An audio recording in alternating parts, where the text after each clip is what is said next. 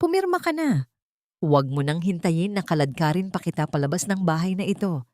You are an eyesore, Mio. Hindi mo ba nakikita? You're just a plain boring orphan na kinuha ko sa kalsada. Don't tell me you expected this marriage to last forever. Ang boses ni Marco ay parang isang matalim na balisong na humiwa sa katahimikan ng silid. Malamig, walang emosyon at puno ng pandidiri. Inilapag niya ang makapal na folder sa ibabaw ng lamesa kung saan nakalatag ang isang kulay puting tela na may borda ng mga bulaklak, isang telang 15 taon na ang nakalilipas ay bahagi ng kanilang pangarap. Dahan-dahang ibinaba ni Mio ang hawak niyang sandok. Kanina pa siya abala sa kusina. Tinitiis ang init ng kalan upang maluto ang paboritong beef caldereta ni Marco. Ito ang kanilang ika-15 anibersaryo. Ang bango ng nilulutong ulam na sumisingaw mula sa kaldero ay tila naging lason sa kaniyang pang-amoy. Sa loob ng 15 taon, ang bawat patak ng kaniyang pawis at bawat sentimo ng kaniyang lakas ay ibinuhos niya para sa lalaking ito. Siya ang aninong sumuporta sa bawat hakbang ng karera ni Marco. Ang lihim na kamay na nag-ayos ng mga gusot sa kumpanya nito gamit ang kapangyarihang hindi niya kailanman ipinagmalaki. Nakasuot pa rin si Mio ng kaniyang lumang apron na may bahid ng sarsa. Ang kaniyang mga kamay nagasgas dahil sa paglalaba at paglilinis ng mansyong hindi naman siya itinuring na reyna ay nagsimulang manginig. Tumingin siya sa divorce papers. Ang puting papel ay tila naglalabas ng nakakasilaw na liwanag. Nanunuya sa kaniyang katapatan. Marco, anibersaryo natin ngayon, bulong ni Mio. Ang kaniyang boses ay halos hindi marinig, tila isang tuyong dahon na tinangay ng hangin. Naghanda ako. Nakalive ako sa trabaho para lang maipagluto ka ng paborito mo. Isang mapait na tawa ang kumawala sa mga labi ni Marco. Humakbang siya palapit at walang pakundangan niyang itinabig ang plato ng pagkain na nasa gitna ng lamesa. Ang tunog ng pagbagsak ng porselana sa sahig at ang pagkalat ng sarsa sa kaniyang sapatos ay hindi man lang nagpabago sa kaniyang anyo. Celebrate? With you? Look at yourself, Mio. Mukha kang katulong. Amoy bawang ka at pawis. Do you really think I'm proud of having an orphan wife? Elena is waiting for me. Siya ang klase ng babaeng dapat na nasa tabi ko sa mga business gala. Hindi ang isang babaeng ang alam lang ay maglinis ng banyo at magmakaawa ng atensyon. Hindi kumibo si Mio. Naramdaman niya ang unti-unting panlalamig ng kaniyang mga daliri hanggang sa umabot ito sa kaniyang dibdib. Ang kaniyang puso ay tila isang basong kristal na dahan-dahang dinudurog ng isang mabigat na kamay. Gusto niyang sumigaw. Gusto niyang itanong kung nasaan na ang mga pangako nito sa harap ng altar. Ngunit ang kanyang lalamunan ay tila barado ng mga tinik. Ang bawat sakripisyo niya sa loob ng 15 taon, ang pagtulog ng huli at paggising ng maaga, ang pagtitiis sa mga masasakit na salita ng kanyang biyenan, ang lihim na paggamit ng kanyang koneksyon sa Cujo Group upang hindi malugi ang kumpanya ni Marco. Lahat ng yun ay itinapon sa basura sa loob lamang ng 1 segundo. Ang pag-ibig na itinuring niyang kuta ay isa lamang palang bilangguan na gawa sa mga kasinungalingan. Tumingin si Mio sa bintana. Ang ulan ay nagsimulang pumatak. Lumilikha ng maliliit na guhit sa salamin na tila mga luhang hindi niya pa kayang ilabas. Napansin niya ang kaniyang sariling refleksyon. Isang babaeng kupas ang suot, pagod ang mga mata, at tila nawalan na ng kaluluwa.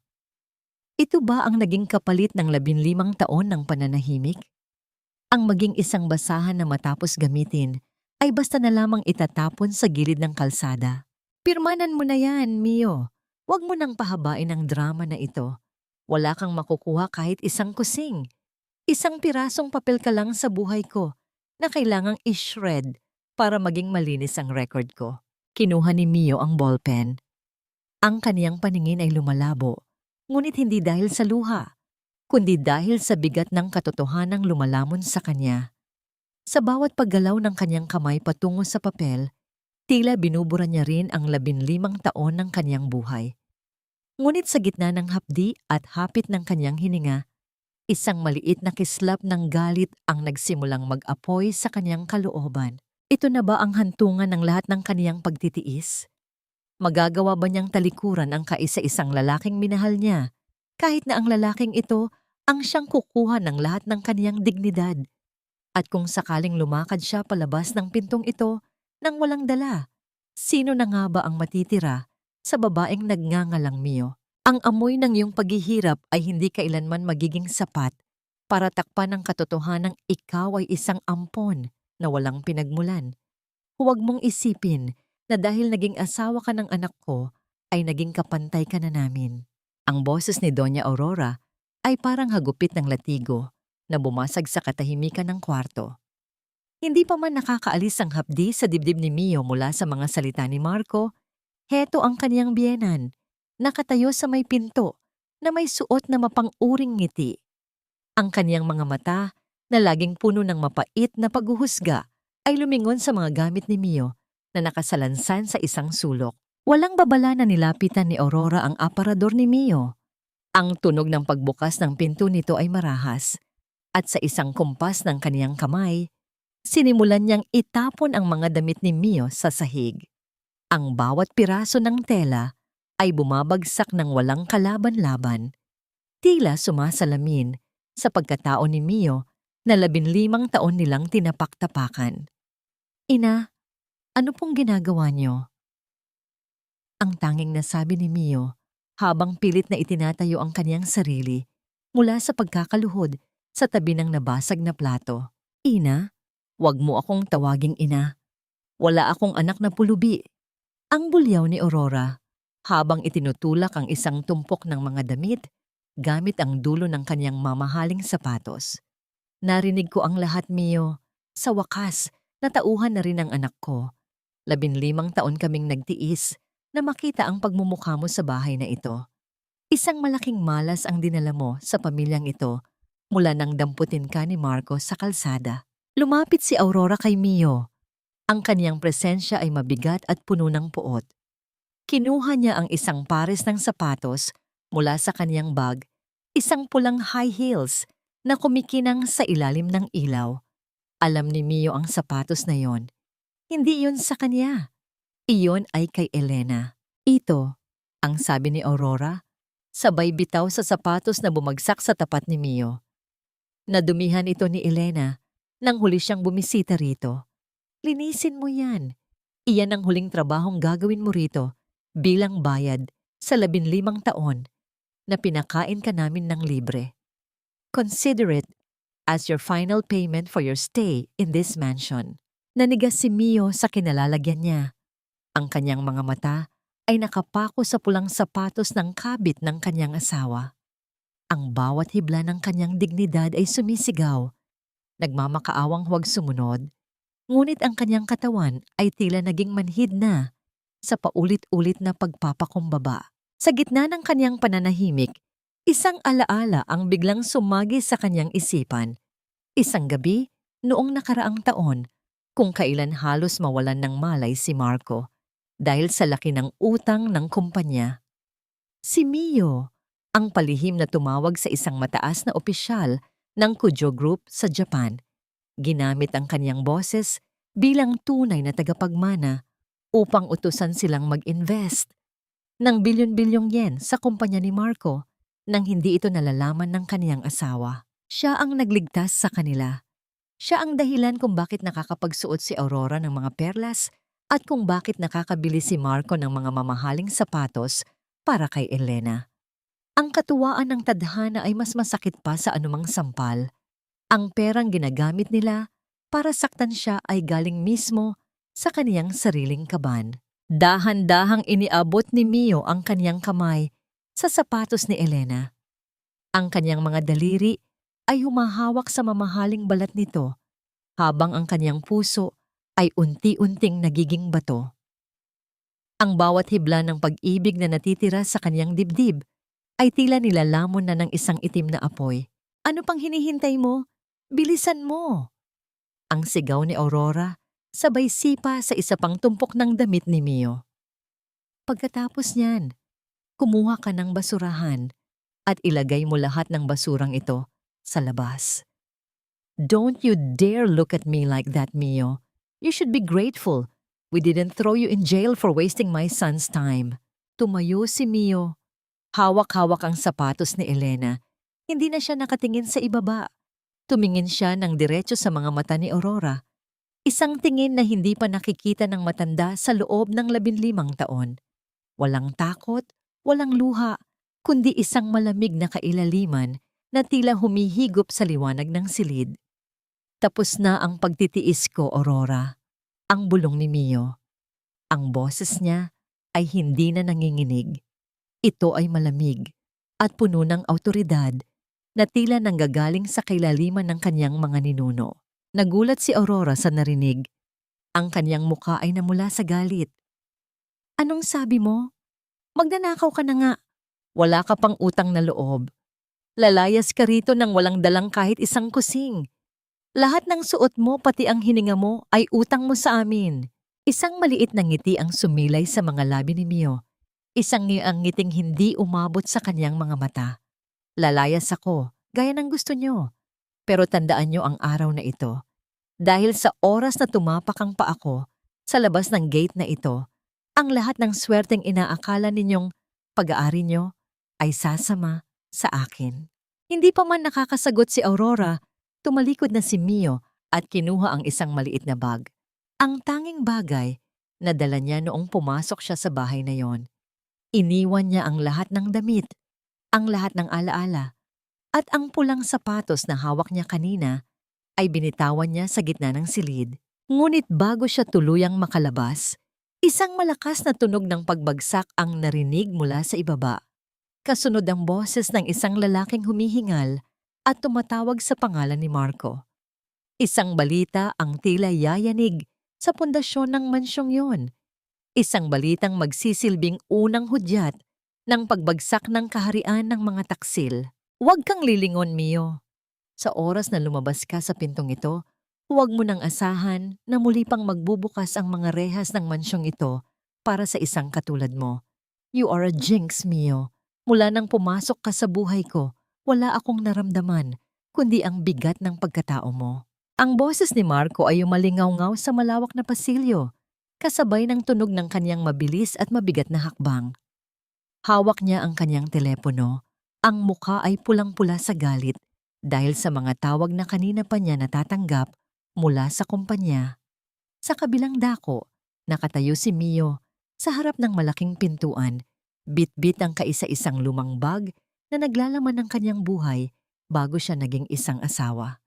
Ang kanyang puson ay tila pinipit-pit ng isang hindi nakikitang kamay at ang bawat hininga niya ay may kasamang hapdi na tila may mga bubog na bumabara sa kaniyang lalamunan. Ang kabalintunaan ng sandaling ito ay tila isang malupit na biro. Sa loob ng 15 taon, si Mio ang tahimik na haligi na pumipigil sa pagguho ng mundo ni Marco.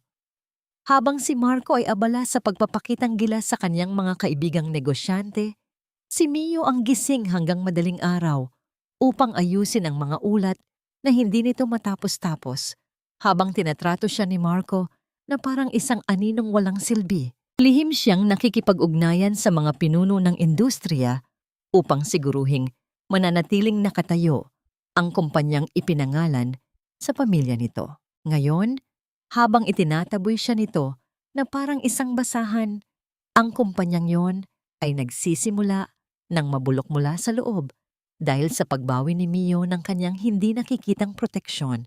I gave you everything, Mio. Pinatira kita rito. Binihisan kita. Binigyan kita ng pangalan. Pero anong isinukli mo? Ang kamalasan mo ang sumisira sa merger ko sa Kudo Group. Ang sigaw muli ni Marco, sabay hagis ng isang vase sa pader na malapit sa kinatatayuan ni Mio. Ang tunog ng pagkadurog ng seramika ay tila ang huling kumpas ng kanilang pagsasama. Hindi sumagot si Mio. Naramdaman niya ang malamig na pawis sa kanyang likuran. Ang kanyang mga mata ay nanatiling nakatitig sa pintuan, ngunit ang kanyang isipan ay tila lumilipad sa kailaliman ng isang madilim na dagat. Ang kanyang puso, na dati ay puno ng pag-asa, ay tila isang tuyong balon na wala nang maibibigay na kahit isang patak ng luha. Ang kanyang mga daliri ay mahigpit na nakakapit sa hawakan ng kanyang bag. Ang kanyang mga kuko ay tila ibinabaon niya sa sariling balat upang maramdaman na buhay pa siya sa gitna ng kamanhiran. Dahan-dahang pinihit ni Mio ang seradura ng pinto. Ang tunog ng mekanismo ng kandado ay tila isang hatol ng kamatayan para sa kanyang nakaraan. Humakbang siya palabas, sinalubong ng malamig na simoy ng gabi na may amoy ng basang lupa at nagbabadyang unos. Mayo, ang huling tawag ni Marco, puno ng puot. Don't you dare come back crawling to me kapag nagutom ka sa kalsada. You're nothing without me. You're just an orphan, a nobody. Kasabay ng marahas na pagsara ng pinto sa kanyang likuran, ang katahimikan ng gabi ay lumamon sa kanyang paligid. Ang dilim ay tila naging isang makapal na balabal na yumakap sa kanyang nanghihinang katawan. Naglakad siya patungo sa dulo ng kalsada kung saan ang mga ilaw ng poste ay tila maliliit na matang nagmamasid sa kanyang pag-iisa. Ngunit sa gitna ng dilim, isang itim na sasakyan ang dahan-dahang huminto sa kaniyang tapat. Ang tunog ng makina nito ay halos hindi marinig. Isang banayad na huni na nagpapahiwatig ng karangyaan at kapangyarihan. Bumukas ang pinto sa likuran at isang lalaking nakasuot ng pormal na tuksido ang bumaba. Ito si Kenji, ang kaniyang pinagkakatiwalaang sekretarya na 15 taon ding naghintay sa dilim kasama niya. Madam, ang boses ni Kenji ay puno ng paggalang at lungkot habang yumuyukod siya ng malalim. Ang lahat ay nakahanda na. Ang inyong pribadong eroplano ay naghihintay sa paliparan. Ang Board of Directors sa Japan ay naghihintay na sa inyong utos upang tuluyang putulin ang lahat ng ugnayan sa kumpanya ni Ginoong Marco. Sumakay si Mio sa sasakyan. Ang malambot na upuang gawa sa balat ay tila isang estrangherong yakap pagkatapos ng maraming taon ng paghiga sa matigas na kama ng pagtitiis. Tinanggal niya ang kanyang kupas na salamin at sa ilalim ng malamig na liwanag sa loob ng sasakyan, ang kanyang mga mata ay tila nagbago ng anyo. Nawala ang takot, nawala ang lungkot. Ang tanging natira ay isang matalim na determinasyon na tila isang espada na bagong hasa. Inabot ni Kenji ang isang tablet. Ito ang mga dokumento ng inyong mga personal na ari-arian na nakatago sa ilalim ng iba't ibang kumpanya. Kasama na rito ang titulo ng mansyong kinalalagyan ni Ginoong Marco at Doña Aurora. Sa katunayan, Madam, ang bahay na itinuturing nilang kaharian ay nakapangalan na sa inyo simula pa noong nakaraang buwan. Isang maliit at malamig na ngiti ang sumilay sa mga labi ni Mio habang tinitingnan ang mga numero sa screen. Ang 15 taon ng kanyang pananahimik ay hindi lamang pagtitiis. Ito ay isang estratehikong paghahanda para sa gabing ito. Ibigay mo sa akin ang dokumento ng utang ni Marco, ang utos ni Mio. Ang kanyang boses ay tila isang matalim na hangin na nagpapatigil sa tibok ng puso ng sino mang makakarinig. Binuksan ni Kenji ang isang folder at ipinakita ang isang papel na may pulang selyo. Ang mga mata ni Mio ay kumislap nang makita ang kabuuang halaga. Isang utang na sapat na upang ibaon si Marco sa ilalim ng lupa habang buhay. Kenji, ang tawag ni Mio habang nakatingin sa labas ng bintana. Pinapanood ang mansyong unti-unting lumiliit sa malayo. Simulan na ang pagbawi sa lahat ng ibinigay ko sa kanya. Gusto kong maramdaman niya kung paano mawalan ng hininga habang nakatitig sa lahat ng bagay na akala niya ay pag-aari niya. Masusunod, Madam, ang sagot ni Kenji. Ngunit may isang bagay pa, ang inyong biyenan. Si Doña Aurora ay kasalukuyang nakikipag-ayos ng isang engranding party para sa susunod na linggo. Gagamitin niya ang huling pondo ng kumpanya upang ipakilala si Elena bilang bagong asawa ni Marco. Ang kuko ni Mio ay dahan-dahang bumaon sa malambot na upuan ng sasakyan. Ang kanyang puso ay tumibok ng mas mabilis, hindi dahil sa takot, kundi dahil sa isang matinding pananabik para sa katarungan. Ang bawat pang-iinsulto, ang bawat sampal, at ang bawat patak ng pawis niya sa kusinang yon ay nagbabalik sa kanyang alaala na tila isang mapait na pelikula. Hayaan mo silang magdiwang, ang bulong ni Mio. Hayaan mo silang umakyat sa pinakamataas na tuktok ng kanilang kayabangan. Dahil doon ko sila mas masarap na panooring mahulog. Habang bumibilis ang takbo ng sasakyan patungo sa paliparan, isang tanong ang naiwan sa hangin. Ano ang gagawin ng isang lalaking ang tanging yaman ay galing sa babaeng itinuring niyang basura? Kapag nalaman niyang ang basurang yon ang may-ari ng kanyang buong mundo? Huwag kang haharang-harang sa harap ng kumpanyang ito. Baka mapagkamalan kang pulubi at itapon sa basurahan ng mga kolektor. Ang sigaw ng gwardiya ay sinabayan ng marahas na pagtaboy sa kanya mula sa silong ng naglalakihang gusali. Si Mio ay nakatayo sa gitna ng bangketa. Basang-basa ang kaniyang lumang suot at mahigpit na nakayakap sa kaniyang kupas na bag. Ang bawat patak ng ulan sa kaniyang balat ay tila maliliit na karayom na tumutusok sa kaniyang pagkatao. Sa loob ng gusaling iyon, na kanya ring pinaghirapang itayo sa pamamagitan ng kaniyang mga lihim na pirma at koneksyon, si Marco ay kasalukuyang nagdiriwang ng kaniyang kalayaan. Tumingala si Mio. Sa itaas ng gusali, isang dambuhalang digital billboard ang nagpapakita ng mukha ni Marco. Ang kaniyang asawa ay mukhang matagumpay, makisig, at may hawak na tropeyo ng Entrepreneur of the Year. Sa tabi nito, ang isang tagline na siya mismo ang bumuo noong mga gabing hindi siya natutulog upang tulungan ito sa marketing plan. Success built on loyalty. Isang mapait na ngiti ang gumuhit sa mga labi ni Mio habang ang tubig ulan ay humahalo sa kanyang mga luhang hindi na niya mapigilan. Loyalty. Ang katapatang ibinigay niya sa loob ng 15 taon ay itinapon sa gilid ng kalsada na parang isang basyong lata. Ang kaniyang lalamunan ay tila barado ng tuyong abo at ang kaniyang dibdib ay naninikip sa bawat pagtibok ng kaniyang puso na tila gustong kumawala sa kaniyang tadyang. Naglakad siya patungo sa isang malapit na coffee shop, umaasang makakakuha ng kaunting init. Ngunit bago pa man siya makapasok, narinig niya ang tawanan ng mga babaeng dati niyang nakakasama sa mga charity event bilang asawa ni Marco. Look, isn't that Mio? Ang asawa ni Marco na binalita nilang pinalayas? Bulong ng isa na may suot na mamahaling silk scarf. Oh my God, she looks so cheap. Ngayon ko lang na-realize na mukha talaga siyang yaya kapag wala siyang suot na alas ni Marco. Tama lang napalitan siya ni Elena. Elena is classy, while she is just dirt. Sagot ng isa pa, sabay tawa ng mahinhin. Hindi pumasok si Mio. Nanatili siyang nakatayo sa labas, hinahayaang lamunin ng lamig ang kanyang katawan hanggang sa maging manhid na ang kanyang mga paa.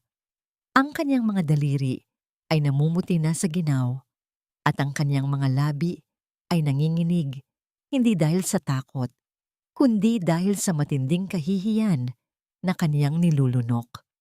Ang mga taong ito, na dati ay yumuyukod sa kanya upang makuha ang pabor ni Marco, ang siya ring unang dudura sa kaniyang pangalan kapag siya ay nasa ibaba na. Tumalikod si Mio at naglakad palayo. Ang kaniyang destinasyon ay hindi ang paliparan, kundi ang isang tahimik na sementeryo sa dulo ng lungsod.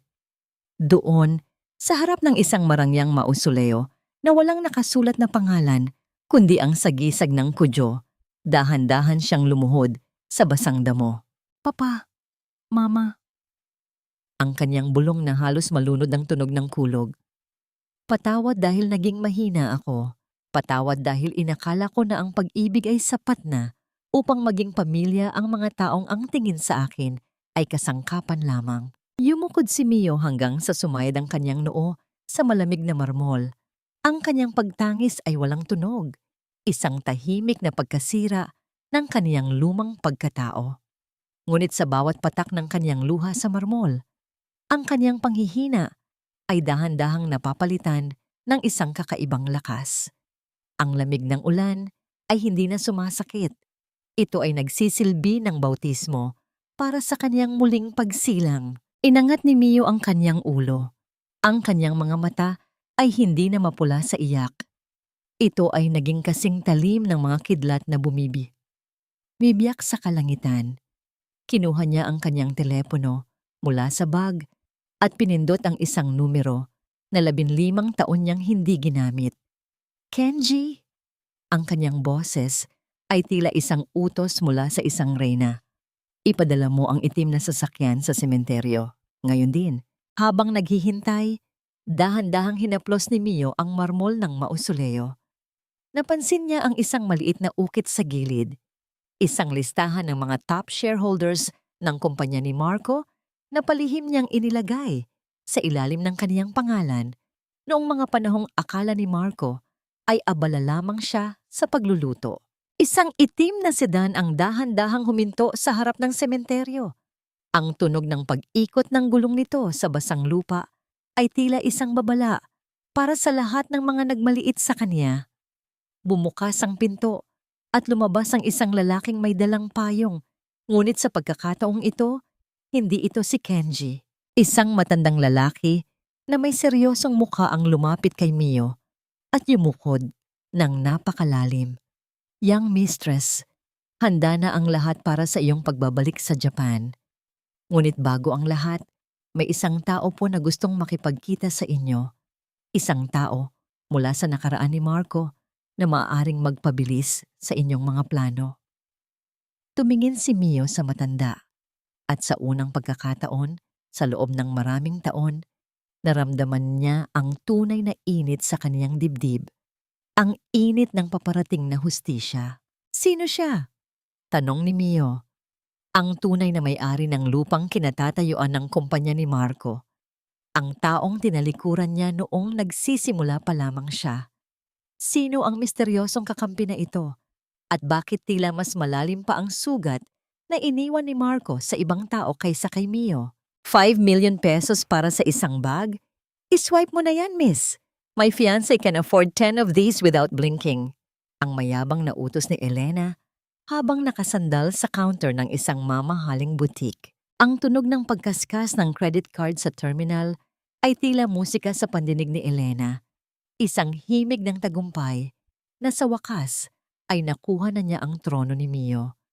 Habang tinitingnan niya ang kaniyang sarili sa malaking salamin, suot ang mga alahas na binili ni Marco gamit ang perang akala niya ay bunga ng sariling pagsisikap nito. Isang ngiti ng pananalo ang gumuhit sa kaniyang mga labi.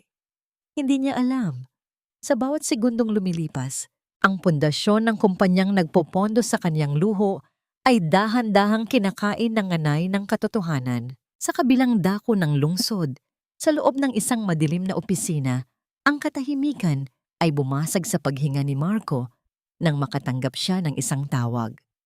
Ang tunog ng pag-vibrate ng kaniyang telepono sa ibabaw ng lamesang nara ay tila isang babala. What do you mean nag-pull out ang Kujul-linked investors? We just signed the initial agreement yesterday. Ang sigaw ni Marco. Ang kaniyang boses ay nanginginig sa takot at galit. Ibinuhos ko ang lahat ng capital natin para sa merger na ito. Kapag nawala sila, babagsak ang stocks natin sa zero. Walang sumasagot sa kabilang linya, kundi ang malamig na tunog ng pagkaputol ng linya. Ang bawat patak ng pawis sa noo ni Marco ay tila sumasalamin sa kaniyang desperasyon. Hindi niya alam kung paanong ang mga pintong dati ay kusang bumubukas para sa kanya ay bigla na lamang naging pader. Samantala, sa tapat ng Diamond Hotel, isang itim na sasakyan ang dahan-dahang huminto. Ang tunog ng pagbukas ng pinto nito ay marahan at swabe. Isang babae ang bumaba. Hindi na ang babaeng may amoy ng bawang at pawis, kundi isang reyna na balot ng telang silk na mula pa sa Kyoto. Ang kanyang buhok ay nakaayos sa isang eleganteng bun, at ang kanyang mga mata ay may kislap na tila mga diamanteng nagniningning sa ilalim ng mga chandelier ng lobby. Si Mio ay naglakad papasok, ang tunog ng kanyang takong sa makintab na sahig ay tila isang marcha ng paparating na hukbo. Ang bawat empleyadong nadadaanan niya ay yumuyukod, hindi dahil kilala nila ang kaniyang mukha, kundi dahil sa awtoridad na bumabalot sa kaniyang bawat galaw. Eksaktong pagdating niya sa lobby, isang pamilyar na boses ang kumuha ng kanyang atensyon. I said, "I want the presidential suite." Bakit sasabihin niyo sa akin na may nakabook na? Do you know who I am? I am the future wife of Marco Valderrama. Ang sigaw ni Elena sa receptionist habang iwinawagayway ang kanyang mga bagong bili na paper bags. Dahan-dahang dumaan si Mio sa likuran ni Elena. Ang amoy ng kanyang mamahaling pabango, isang bihirang timpla ng sakura at sandalwood, ay tumama sa pang-amoy ng kabilang babae. Natigilan si Elena. May kung anong pamilyar sa tindig ng babaeng dumaan sa kaniyang tabi. Ngunit dahil sa kapal ng makeup at ningning ng suot ni Mio, hindi niya ito nakilala. "Excuse me, miss," tawag ni Elena. Ang boses ay puno ng inggit habang tinitingnan ang suot ni Mio. "Saan mo nabili yung scarf mo? I want one exactly like that." Huminto si Mio. Hindi siya lumingon ng buo, sapat lang upang makita ni Elena ang kaniyang panga na tila inukit mula sa ivory. Ang kaniyang mga mata ay nanatiling malamig, tila nakatingin sa isang insekto. "This?" ang tanong ni Mio. Ang kaniyang boses ay mababa at puno ng class. "This is a Cujo heirloom. Hindi ito nabibili ng perang tinakaw o inutang lang." "What did you say?" Ang singhal ni Elena. Ang kanyang muka ay namula sa galit. "Ang yabang mo ah! Akala mo kung sino ka. Guard, paalisin niyo nga itong babaeng ito. She's insulting me." Ngunit bago pa man makagalaw ang gwardiya, lumapit ang manager ng hotel at yumukod ng napakalalim kay Mio. "Good afternoon, Madam President. Handad na po ang inyong suite. My apologies for the noise in the lobby. Gusto niyo po bang ipatanggal na natin ang mga taong nakakaabala sa inyong kapayapaan?" Ang panlalaki ng mga mata ni Elena ay tila isang eksena sa isang pelikula. Ang kanyang mga paper bags ay dahan-dahang nalaglag mula sa kanyang kamay. Ang tunog ng pagbagsak ng mga ito sa sahig ay tila ang unang pagguho ng kanyang mga pangarap. "President, sino siya?" Ang nauutal na tanong ni Elena habang nakatitig sa likod ni Mio. Hindi siya sinagot ni Mio.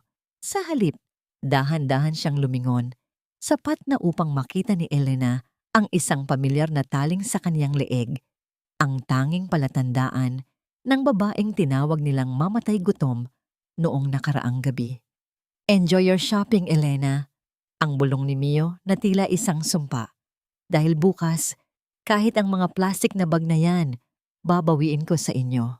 Habang naglalakad si Mio patungo sa elevator, iniwan niyang nakatulala si Elena sa gitna ng lobby habang ang mga kolektor ng bangko ay nagsisimula nang pumasok sa main entrance ng hotel upang hanapin ang mga ari-arian ni Marco. Bakit hindi sumasagot ang Cujo Group?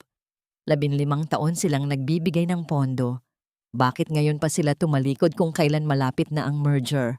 Ang sigaw ni Marco ay umalingaw-ngaw sa kanyang malawak, ngunit tila lumalamig na opisina.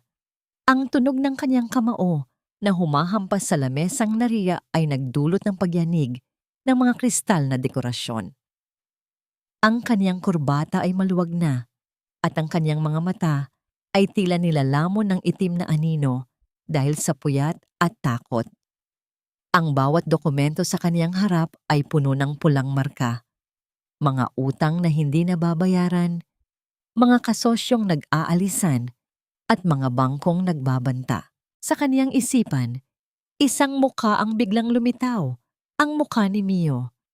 Sa loob ng 15 taon, tuwing may ganitong krisis, si Mio ay laging nasa likuran niya. Minamasahe ang kaniyang balikat, binibigyan siya ng mainit na kape, at mahinahong nagsasabi na magiging maayos din ang lahat, Marco. Ngayon, Ang tanging naririnig niya ay ang nakakabinging katahimikan ng kaniyang silid. Kamalasan, bulong ni Marco habang hinihilot ang kaniyang sentido. Mula nang umalis ang babaeng iyon, tila sumama ang lahat ng swerte ko. Iyon lang naman ang silbi niya rito, ang maging anting-anting ko sa negosyo habang nagsisilbi sa akin. Baka kakailangan ko lang siyang tawagan. Baka kailangan ko lang siyang utusan na bumalik. Ngunit hindi niya alam. Habang iniisip niya ang kaniyang lucky charm, ang kaniyang ina, na si Doña Aurora, ay kasalukuyang nakaharap sa isang malaking takot.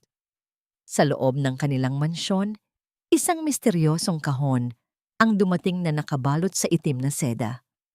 Ang tunog ng pagpunit ni Aurora sa tela ay dahan-dahan, tila may kung anong kaba na humahaplos sa kanyang lalamunan. Nang bumukas ang kahon, isang luma at kupas na litrato ang tumambad sa kanya. Ito ay litrato ng isang batang babae na umiiyak sa harap ng isang nasusunog na bahay. Isang bahay na pagmamay-ari ng mga Kudyo, 30 taon na ang nakalilipas. Sa likod ng litrato, may nakasulat sa pulang tinta, ang utang na dugo ay hindi kailanman nababayaran ng perlas. Nabitawan ni Aurora ang litrato. Ang tunog ng pagtama nito sa sahig ay tila isang hatol. Ang kanyang mga kamay ay nagsimulang manginig at ang kanyang mukha ay nawalan ng kulay. Isang lihim na 15 taon niyang itinago.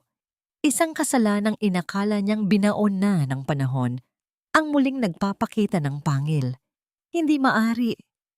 Bulong ni Aurora habang pilit na hinahabol ang kanyang hininga. Sino ang nagpadala nito? Patay na sila. Dapat ay wala nang nakakaalam. Eksaktong sa sandaling iyon, ang tunog ng pagtunog ng doorbell ay tila isang kulog sa pandinig ni Aurora. Isang courier ang nag-abot ng isang kulay gintong sobre, isang imbitasyon na may tatak ng Kudyo Group, isang engrandeng pagdiriwang para sa pagpapakilala ng bagong chairman ng Kudyo International sa susunod na gabi. Dali-daling tinawagan ni Aurora si Marco. Ang kaniyang boses ay punong-puno ng desperasyon at pag-asa. Marco, anak, dumating na ang pagkakataon natin. Inimbitahan tayo ng Kudyo Group sa kanilang gala bukas. Kung makukuha natin ang tiwala ng bagong chairman, mababayaran natin ang lahat ng utang natin at mapapatalsik natin ang mga kolektor. Sa kabilang linya, naramdaman ni Marco ang muling pagtibok ng kaniyang pag-asa. Kudyo Group? Sa wakas. Siguro ay nalaman nila ang galing ko kaya nila ako inimbitahan. Don't worry, Mama. Isasama ko si Elena. Ipapakita natin sa kanila kung gaano tayo kalakas. Habang masayang nagpaplano ang mag-ina, hindi nila alam na sa loob ng isang penthouse suite, pinapanood ni Mio ang kanilang mga galaw sa pamamagitan ng mga security camera na siya rin ang nagpakabit. Isang malamig na ngiti ang sumilay sa kanyang mga labi habang hawak niya ang isang baso ng tsa. Enjoy the feeling of hope, Marco Aurora. Ang bulong ni Mio na tila isang malamig na simoy ng hangin. Dahil sa gabing iyon, hindi niyo lang makikilala ang bagong chairman. Makikilala niyo ang babaeng pinagnakawan niyo ng dangal at pamilya. Dahan-dahan niyang ibinaba ang kulay gintong sobre sa lamesa. Sa tabi nito ay isang folder na naglalaman ng mga ebidensya ng krimen ni Aurora noong nakaraan. Isang sikretong magiging mitya ng kanilang huling pagbagsak. Isuot mo ang pinakamahal na kwintas na meron tayo, Elena. Gusto kong makita ng lahat na kahit wala na ang mamatay gutom na si Mio, mas lalo tayong nagniningning. Ngayong gabi, ang pamilya Valderrama ang magiging sentro ng atensyon ng Kudyo Group. Ang boses ni Doña Aurora ay puno ng pagmamalaki habang tinutulungan niyang isuot kay Elena ang isang dambuhalang kwintas na gawa sa tila mga diamante. Ang tunog ng paglak ng alahas sa leeg ni Elena ay tila isang hudyat ng kanilang huling pagsasaya. Sa harap ng malaking salamin ng mansyon, ang dalawang babae ay nagtatawanan. Hindi alam na ang bawat kinang ng kanilang suot ay isang huwad na liwanag sa gitna ng paparating na kadiliman. Sa kabilang silid, si Marco ay abalang nag-aayos ng kanyang kurbata. Ang kanyang mga kamay ay bahagyang nanginginig at ang tunog ng kanyang mabilis na paghinga ay nagpapakita ng kaba na hindi niya maipaliwanag. Sa kanyang lamesa, nakatambak ang mga huling paunawa ng foreclosure mula sa bangko. Ngayong gabi, ang kanyang huling baraha. Kung hindi niya makukuha ang basbas ng bagong chairman ng Kudyo, ang mansyong kinalalagyan nila ay kukunin na ng mga kolektor sa susunod na araw. Marco, tara na! Baka mahuli tayo sa entrance ni chairman. Tawag ni Elena. Ang boses ay matinis at puno ng pagnanasa sa karangyaan. Sumakay sila sa kanilang huling mamahaling sasakyan, isang puting limousine na kinuha nila sa pamamagitan ng utang. Ang tunog ng pag-ikot ng mga gulong nito sa aspalto patungo sa Diamond Hotel ay tila isang martsa patungo sa bitayan. Habang naglalakbay, ang kalsada ay nababalot ng makapal na hamog at ang bawat poste ng ilaw na nadadaanan nila ay tila mga aninong nagbabantay. Pagdating sa hotel, ang paligid ay balot ng marangyang dekorasyon. Ang tunog ng mga violin na tumutugtog sa lobby ay nagbibigay ng isang eleganteng atmosfera. Ang mga tao ay nakasuot ng pinakamahal na mga taksido at gown. Sa gitna ng karamihan, dahan-dahang pumasok sina Marco, Elena at Aurora. Taas noo at may suot na mga maskara ng tagumpay. Look at them whispering, Marco. Siguradong naiinggit sila sa atin. Bulong ni Elena habang kumakapit ng mahigpit sa braso ni Marco. Hindi alam ni Elena, ang mga bulong na naririnig niya ay hindi paghanga, kundi pagtataka. Ang balita tungkol sa pagbagsak ng kumpanya ni Marco ay kumalat na sa buong industriya at ang kanilang presensya sa party ay tila isang komedya para sa mga tunay na mayayaman. Sa isang lihim na silid sa itaas ng ballroom, nakatayo si Mio sa harap ng isang malaking glass wall. Ang kanyang reflection sa salamin ay nagpapakita ng isang babaeng hindi na makikilala ng sinuman sa mga nasa ibaba. Nakasuot siya ng isang itim na gown na gawa sa pinakamahal na sutla mula sa Japan na may mga burda ng gintong sakura sa laylayan. Ang kanyang buhok ay pinalamutian ng isang antigong suklay na tila isang korona. Ang kanyang puso ay tumitibok ng may katatagan, isang ritmo na tila nagbibigay buhay sa kanyang plano. Napansin niya sa ibaba ang kanyang lumang wedding ring na nakalagay sa isang maliit na lalagyan sa ibabaw ng kanyang lamesa. Isang paalala ng 15 taon na kanyang ibinaon na. Handa na ba ang lahat, Kenji? Tanong ni Mio. Ang boses ay parang isang matalim na kristal. Opo, madam. Ang security ay nasa ilalim na ng ating control. Ang projector ay nakahanda na para sa presentasyon. Ang kailangan na lamang ay ang inyong pagbaba, sagot ni Kenji. Habang yumuyukod ng husto, dahan-dahang kinuha ni Mio ang isang maskara, isang gintong maskara na tila isang mukha ng diyosa. Habang inilalagay niya ito, ang tunog ng kanyang paghinga ay naging kalmado na kaniyang pinaghandaan ang sandali kung saan ang biktima ay magiging hukom. Biglang namatay ang mga ilaw sa buong ballroom. Isang katahimikan ang bumalot sa lahat. Kasunod ang tunog ng isang malakas na tambol na nagpapatigil sa bawat usapan. Isang spotlight ang tumutok sa malawak na hagdanan sa gitna ng silid. Ladies and gentlemen, ang boses ng announcer ay umaling-awngaw sa buong gusali. Ang sandaling hinihintay nating lahat. Salubungin natin ang nag-iisang tagapagmana ng Kudyo Empire at ang bagong chairman ng Kudyo International, ang Empress, Madame Mio Kudyo. Mula sa dilim, isang figura ang dahan-dahang lumitaw sa tuktok ng hagdanan. Ang ningning ng kanyang suot ay tila nagnanakaw ng lahat ng liwanag sa silid. Sa ibaba, ang baso ng wine na hawak ni Marco ay dahan-dahang nadulas mula sa kanyang kamay. At ang tunog ng pagkadurog nito sa sahig ay tila ang unang piraso ng kanyang puso na tuluyang nawasak. Si Elena ay napahawak sa kanyang leeg, nararamdaman ang biglaang paninikip ng kanyang hininga. Habang si Doña Aurora ay napasandal sa pader, ang kaniyang mga mata ay nanlalaki sa takot habang nakatitig sa babaeng dahan-dahang bumababa sa hagdanan. Isang babaeng ang bawat hakbang ay tila pagyanig ng kanilang buong mundo. Hindi maaari. Ang nauutal na bulong ni Marco habang ang kaniyang tuhod ay nagsisimulang manginig. Mio, ang katahimikan sa loob ng ballroom ay kasing bigat ng isang libing. Ang mga marangyang chandelier na kanina ay nagbibigay ng ningning sa mga tuxedo at gown ay tila naging mga saksi sa isang krimen ng pagtataksil na ngayon ay nabubunyag na. Bawat mata sa silid ay nakatuon sa babaeng dahan-dahang bumababa sa hagdanan. Isang reyna na binalot ng itim na sutla at gintong maskara na ang bawat hakbang ay lumilikha ng ritmong tila hatol ng kamatayan para sa mga nakikinig. Si Marco ay nananatiling nakatayo sa gitna ng ballroom. Ang kanyang mukha ay nawalan ng kulay.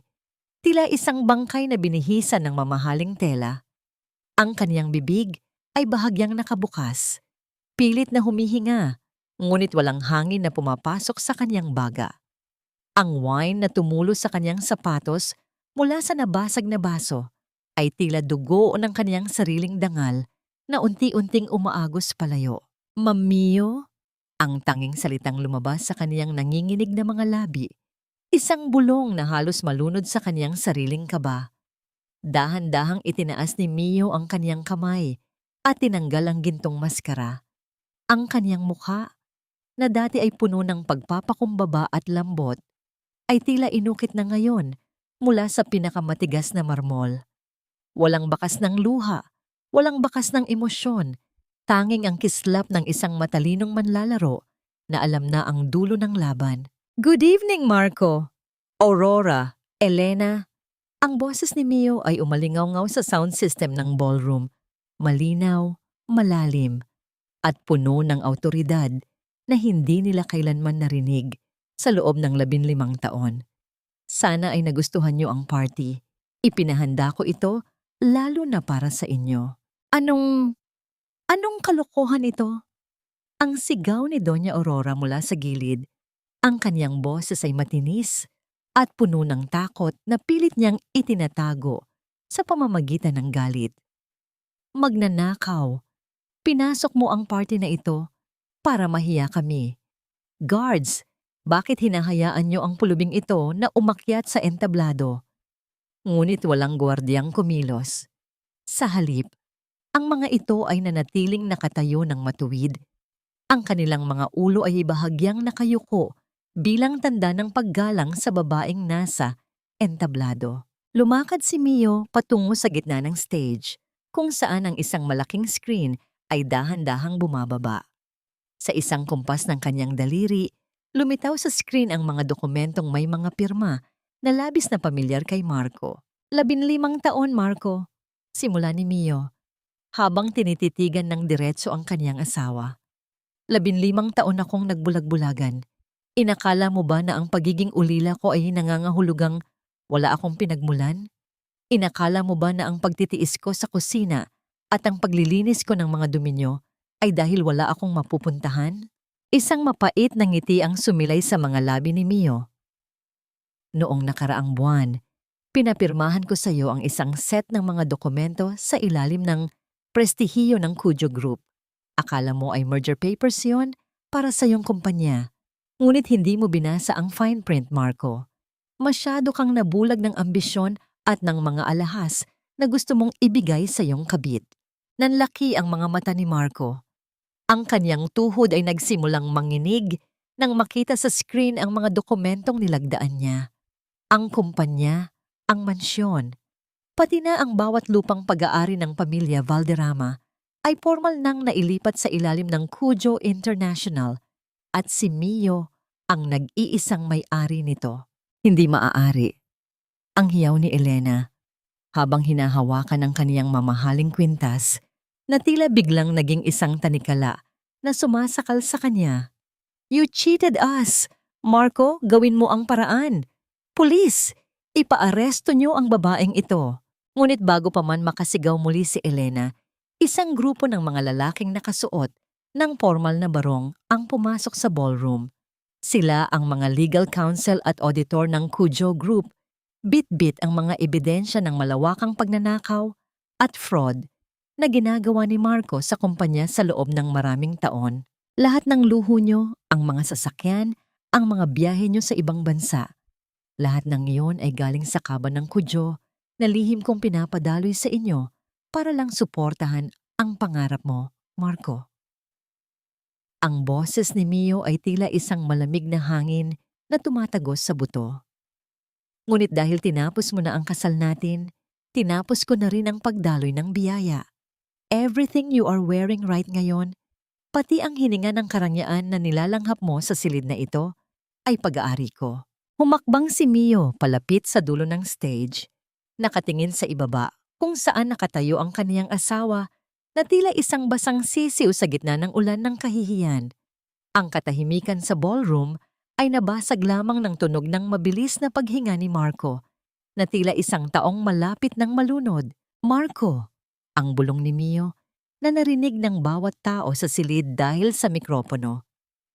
Ang asawang itinapon mo sa basura, ang asawang minaliit mo dahil sa pagiging ulila, siya palang may-ari ng buong mundo mo.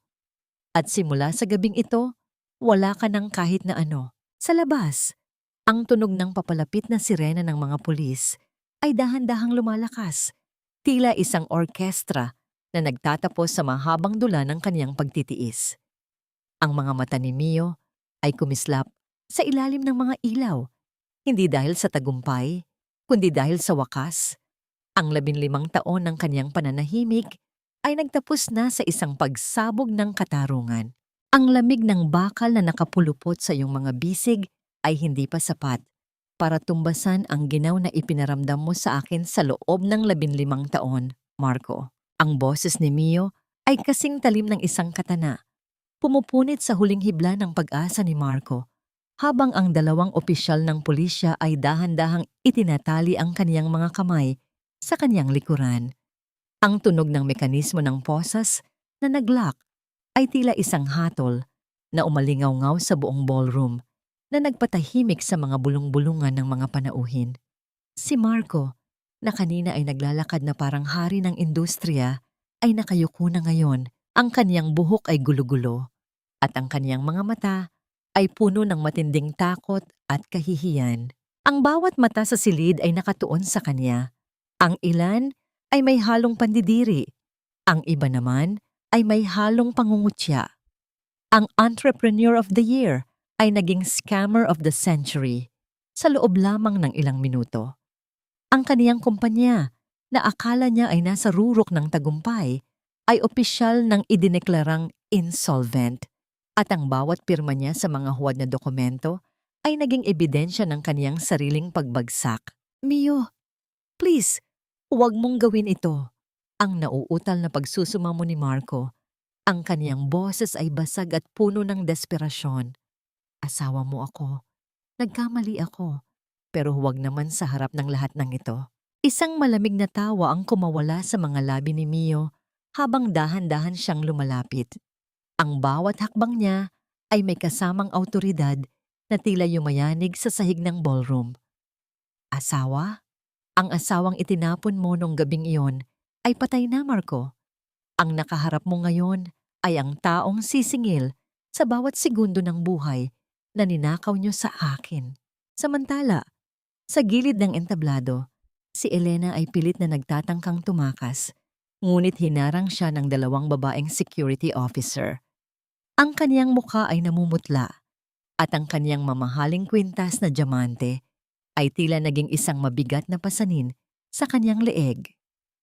Ang kwintas na yan, ang malamig na utos ni Mio habang nakatingin kay Elena. Hindi iyan bagay sa balat ng isang taong nabubuhay sa kasinungalingan. Hubarin mo yan o ipapahubad ko sa kanila. Sa takot at panginginig, dahan-dahang kinalas ni Elena ang kwintas. Ang tunog ng pagbagsak ng mamahaling alahas sa kamay ng security officer ay tila ang huling piraso ng kaniyang pangarap na naging abo. Si Doña Aurora naman ay nakasandal sa isang haligi. Ang kaniyang mga perlas sa leeg ay tila sinasakal siya habang pinapanood ang kanyang nag-iisang anak na kinakaladkad palabas ng mga pulis. Mio, hayop ka! Ang sigaw ni Aurora. Ang kanyang boses ay matinis at puno ng puot. Ang utang na loob mo sa amin. Utang na loob. Ang putol ni Mio habang lilingon sa matanda na may matalim na tingin. Aurora, ang utang na loob ay binabayaran ng pasasalamat, hindi ng pang-aalipin. 15 taon niyo akong pinakain ng panlalait habang ako ang palihim na nagpapakain sa inyo. Ngayong gabi, ang mansyong inaakala nyo na sa inyo ay isasara na. Ang lahat ng gamit nyo ay itatapon sa kalsada. Don't worry, pinahanda ko na ang mga basurang plastik para sa mga damit nyo. Tumalikod si Mio. Hindi na tiningnan ng kaniyang dating pamilya habang ang mga ito ay isa-isang inilalabas ng hotel. Ang kaniyang mga mata ay nakatuon sa malawak na ballroom. Sa mga taong ngayon ay yumuyukod sa kaniya bilang chairman ng Cujo Group. Ang tunog ng mabilis na paghinga ni Marco habang hinihila siya ng mga pulis ay dahan-dahang naglaho sa malayo. Napalitan ng katahimikan ng kaniyang tagumpay. Lumapit si Kenji at may iniabot na isang itim na sobre. Madam, dinala na po si Ginoong Marco sa istasyon. Ito po ang sulat na ipinapabigay niyo sa kanya. Isang maliit na ngiti ang sumilay sa mga labi ni Mio. Ipadala mo yan sa selda niya. Gusto kong yon ang huling bagay na babasahin niya bago siya matulog sa malamig na semento. Habang ang gabi ay dahan-dahang lumalalim, si Mio ay naiwan sa entablado, nakatingin sa kawalan. Ang kanyang puso ay hindi na nanginginig. Wala na ang hapdi, wala na ang galit. Ang tanging natira ay ang isang malamig at payapang katarungan. Ngunit sa kabila ng kanyang tagumpay, isang maliit na katanungan ang pumasok sa kanyang isipan habang tinititigan ng kanyang mga kamay na malinis na mula sa sarsa ng kusina. Sapat na ba ang paghihiganti upang buuin ang isang pusong 15 taong dinurog? Ang bawat butil ng kaning isinusubo mo ngayon ay may lasa ng pagsisisi, Marco. Masarap ba ang lasa ng pagkatalo? Ang boses ni Mio ay dahan-dahang umalingaw-ngaw sa loob ng visitation room ng kulungan. Isang silid na puno ng amoy ng lumang pintura at disinfektante. Nakaupo siya sa likod ng makapal na salamin.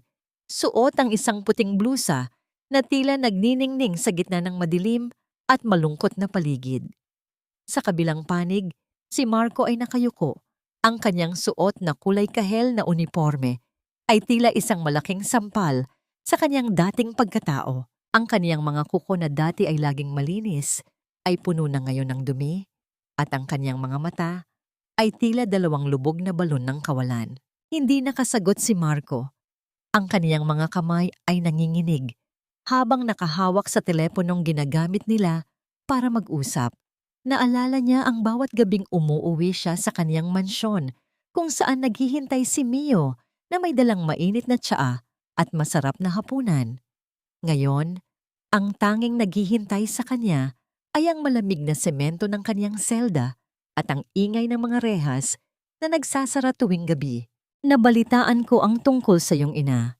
Patuloy ni Mio, ang kaniyang tinig ay walang bahid ng galit, kundi isang malamig na pagtanggap sa tadhana.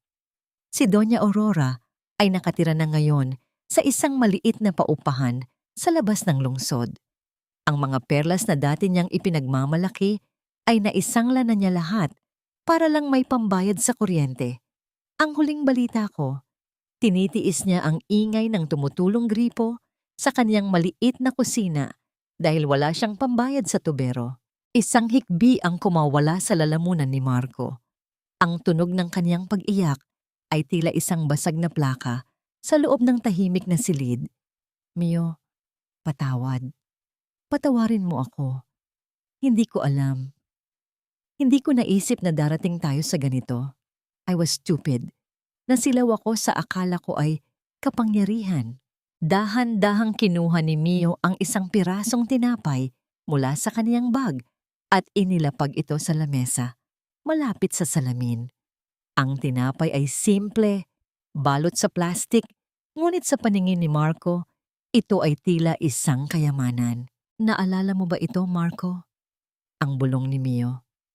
Noong mga unang taon ng ating pagsasama, ito ang tanging kaya nating bilhin. Hahatiin mo ito sa dalawa at sasabihin mong balang araw, bibigyan mo ako ng buhay na puno ng diamante. Tinupad mo nga ang diamante pero ninakawan mo naman ako ng kaluluwa. Ang tinapay na ito ay paalala kung sino ka bago ka naging isang halimaw. Sa kabilang dako ng lungsod, si Elena ay naglalakad sa kalsada. Pilit na itinatago ang kaniyang mukha sa likod ng kaniyang buhok. Ang kaniyang mga kaibigan na dati ay laging nakabuntot sa kanya ay hindi na sumasagot sa kaniyang mga tawag.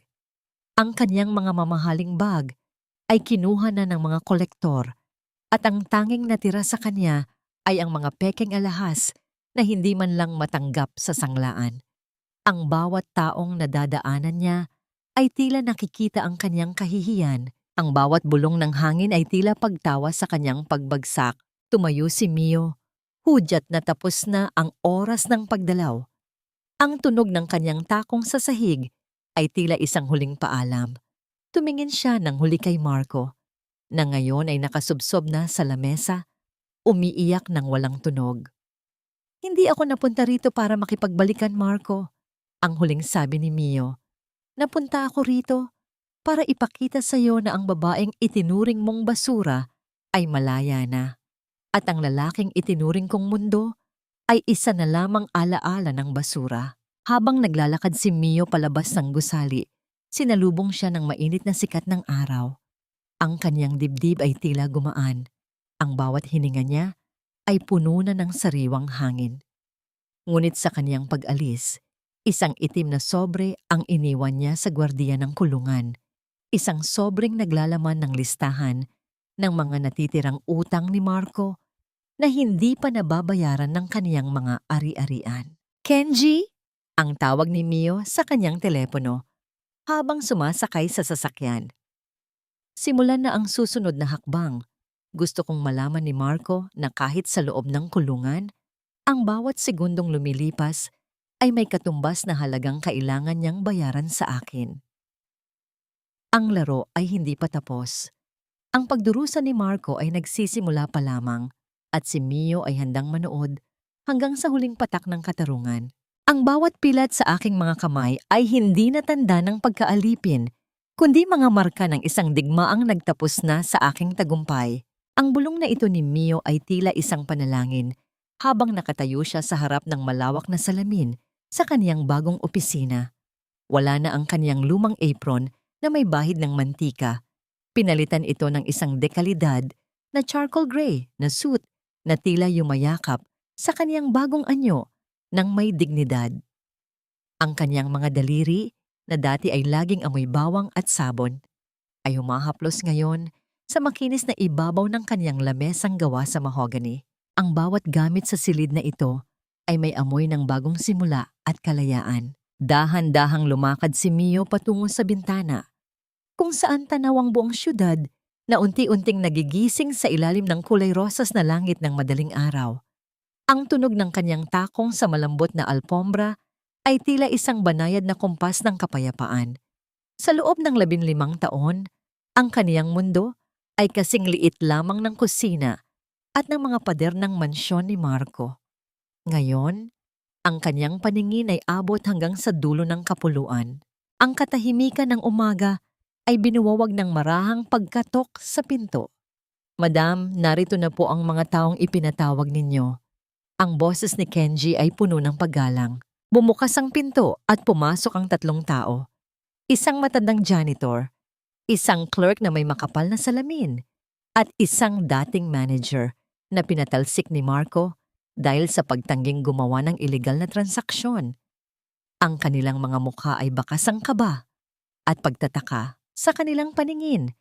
Ang babaeng nasa harap nila ay ang makapangyarihang chairman ng Kujo, hindi ang Mio, na dati nilang nakikitang naghahatid ng baon ni Marco na laging nakayuko. Mang Lando, Saling at Ginong Reyes. Ang bating may kasamang nangiti ni Mio. Ang kaniyang boses ay tila isang mainit na yakap sa gitna ng malamig na aircon. Pinatawag ko kayo dahil nais kong itama ang mga mali ng nakaraan. Ang kumpanyang ito ay hindi na kumpanya ni Marco Valderrama. Ito ay bahagi na ng Cujo Group at sa ilalim ng aking pamumuno, walang sino mang tapat na manggagawa ang maiiwan sa dilim. Inabot ni Mio ang mga bagong kontrata. Mang Lando, ibinabalik ko po kayo bilang Head of Maintenance na may sapat na benepisyo para sa inyong pagrereserba. Saling ikaw na ang bagong Chief Clerk at Ginoong Reyes, kailangan ko ang iyong integridad bilang bagong Operations Manager. Ang utang na loob na nararamdaman ko sa inyong pananatiling tapat sa prinsipyo ay hindi ko kayang bayaran ng simpleng pasasalamat lamang. Ang mga luhang pumatak sa mga mata ni Mang Lando habang tinatanggap ang kontrata ay tila isang gamot na nagpapagaling sa huling sugat sa puso ni Mio. Ang makitang may mga taong muling nakangiti dahil sa kaniyang desisyon ay nagbigay sa kaniya ng kaganapan na hindi kailanman naibigay ng mamahaling alahas o titulong chairman. Pagkatapos ng pulong, lumabas si Mio sa kaniyang opisina at nagtungo sa rooftop garden ng gusali. Doon, sa gitna ng mga halamang kaniyang ipinatanim, dahan-dahan niyang hinawakan ang mga talulot ng isang puting rosas. Ang hamog sa mga dahon ay tila mga diamanteng likha ng kalikasan, dalisay at walang halong kasinungalingan. Dito niya naramdaman ang tunay na healing, ang pagtanggap na ang 15 taon ng kaniyang pagtitiis ay hindi na sayang, kundi nagsilbing ugat upang siya ay maging mas matatag na puno. Hindi na siya umaasa sa pagkilala ni Marco. Hindi na niya kailangan ng pag-ibig ng isang taong hindi alam ang tunay na kahulugan ng sakripisyo. Ang kaniyang pagkatao ay buo na. Hindi dahil sa yaman ng Cujo, kundi dahil sa kaniyang kakayahang magpatawad sa sarili at tumulong sa iba. Isang matamis na ngiti ang sumilay sa kaniyang mga labi habang pinapanood ang isang ibon na malayang lumilipad sa kalangitan. Malaya na ako. Ang bulong niya sa hangin. At ang kalayaang ito ay gagamitin ko upang bumuo, hindi upang manira. Ngunit sa gitna ng kaniyang katahimikan, muling lumapit si Kenji na may dalang hindi mapakaling muka. Ang tunog ng kaniyang mabilis na paghinga ay nagpapahiwatig ng isang hindi inaasahang balita. Madam, pasensya na po sa pang-aabala. Ang sabi ni Kenji habang iniaabot ang kaniyang tablet. Nakatanggap po kami ng ulat mula sa ospital sa probinsya, si Doña Aurora. Natagpuan po siyang walang malay sa kaniyang inuupahang kwarto. Seryoso po ang kaniyang kalagayan at ayon sa mga doktor, tila may kinalaman ito sa matinding depresyon at kakulangan sa nutrisyon. Ang ngiti ni Mio ay dahan-dahang naglaho. Isang mabigat na pakiramdam ang muling dumapos sa kaniyang dibdib. Kahit na anong gawin niyang pagtalikod, ang anino ng kaniyang nakaraan ay tila ayaw pa rin siyang pakawalan. Wala ba siyang kasama? Tanong ni Mio. Ang kaniyang boses ay puno ng halo-halong emosyon. Wala po, madam. Iniwan na rin po siya ni Elena matapos makuha ang huling sentimo ng kaniyang natitirang pera. Sa ngayon, ang ospital ay humihingi ng pambayad sa operasyon dahil wala po silang makontak na kamag-anak. Si Ginoong Marco naman ay hindi pinapayagang lumabas ng kulungan. Tumingin muli si Mio sa puting rosas na hawak niya. Ang bawat tinik nito ay tila nagpapaalala sa kanya ng bawat saktong ibinigay sa kanya ni Aurora. Ngunit ang bango nito ay nagpapaalala rin ng kaniyang pinagmulan. Isang pusong hindi marunong magtanim ng puot habang buhay. Ihanda mo ang sasakyan, Kenji. Ang utos ni Mio, ang kaniyang mga mata, ay tila naglalaban sa pagitan ng hustisya at habag. Pupunta tayo sa ospital. Madam, pagkatapos ng lahat ng ginawa niya sa inyo? Ang gulat na tanong ni Kenji. Humarap si Mio sa kaniyang sekretarya. Ang kaniyang tindig ay matuwid at puno ng liwanag. Gagawa ako ng isang desisyon, hindi dahil karapat-dapat siya, kundi dahil ako ay isang Cujo, at ang isang Cujo ay hindi hinahayaang mamatay sa dilim, ang kahit na sinong naging bahagi ng kaniyang buhay, gaano man ito kapait. Ngunit sa likod ng kanyang isipan, isang katanungan ang pilit na bumubulabog sa kanya. Ito ba ay simula ng pagpapatawad o isa na namang bitag ng tadhana upang muli siyang masaktan? Mio, patawad. Patawarin mo ang isang matandang hangal na nabulag ng kinang ng huwad na ginto. Ang tinig ni Doña Aurora ay tila isang tuyong kaluskos ng mga dahon sa gitna ng sementadong katahimikan ng pampublikong ospital. Wala na ang kaniyang dating awtoridad, wala na ang kaniyang marangyang palamuti. Ang kaniyang mukha ay tila isang mapa ng mga pait at pagsisisi, at ang kaniyang mga mata ay lubog na at tila wala ng liwanag na matagpuan. Ang dating reyna na nagpahirap kay Mio sa loob ng 15 taon ay nakahiga na ngayon sa isang lumang kama na babalot ng isang manipis at gasgas na kumot na tila hindi man lang kayang magbigay ng init sa kaniyang nangangatog na katawan. Dahan-dahang lumapit si Mio sa gilid ng kama. Ang bawat hakbang niya sa maruming tiles ng ospital ay may kasamang bigat ng alaala. Naalala niya kung paano siya pinaluhod ng matandang ito sa gitna ng kusina dahil lamang sa isang mantsa sa sahig. Naalala niya ang bawat masasakit na salita na tila mga tinik na ibinaon sa kanyang puso. Ngunit sa halip na galit, ang naramdaman ni Mio ay isang matinding habag.